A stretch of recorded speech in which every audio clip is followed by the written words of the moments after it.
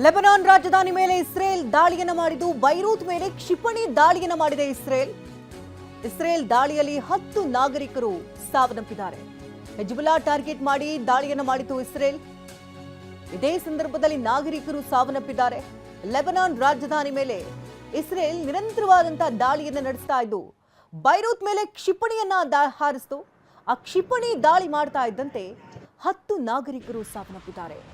ಹಿಜ್ಬುಲ್ಲಾವನ್ನ target ಮಾಡಿ Israel ದಾಳಿಯನ್ನು ನಡೆಸಿದ ಬೆನ್ನಲ್ಲೇ 10 ನಾಗರಿಕರು ಸಾವನ್ನಪ್ಪಿದ್ದು, ಸಾವು ನೋವಿನ ಸಂಖ್ಯೆ ಮತ್ತಷ್ಟು ಹೆಚ್ಚಾಗುವಂತ ಸಾಧ್ಯತೆಗಳು ದಟ್ಟವಾಗಿದೆ. ನಿರಂತರವಾದಂತಹ ದಾಳಿಗಳಾಗ್ತಾನೆ ಇದೆ.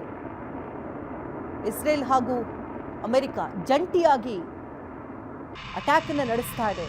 ಸೇನಾ ನೆಲೆಗಳನ್ನ ಗುರಿಯಾಗಿಸಿಕೊಂಡು ಇಲ್ಲಿ ದಾಳಿಯನ್ನು ನಡೆಸಲಾಗ್ತಾ ಇದೆ.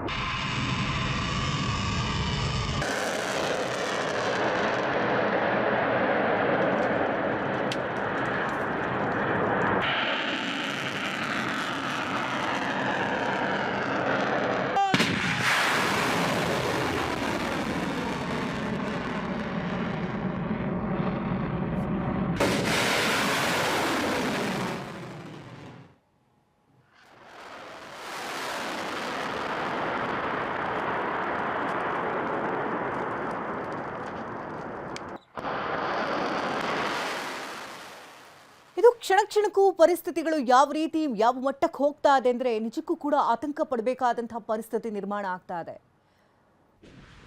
ದೇಶಗಳ ನಡುವಿನ ಯುದ್ಧ ಈಗ ಮತ್ತೊಂದು ಹಂತಕ್ಕೆ ತಲುಪಿದೆ. ಇರಾನ್ ಮೇಲೆ ನಿರಂತರವಾದಂತಹ ದಾಳಿಗಳಾಗ್ತಾ ಇದೆ. ಇರಾನ್ ಕೂಡ ಪ್ರತಿ ದಾಳಿಯನ್ನು ಒಡ್ತಾ ಇದೆ. ಇಸ್ರೇಲ್ ಕೂಡ ಯುಎಸ್ ಜೊತೆಗೆ ಸೇರಿಕೊಂಡಿದೆ.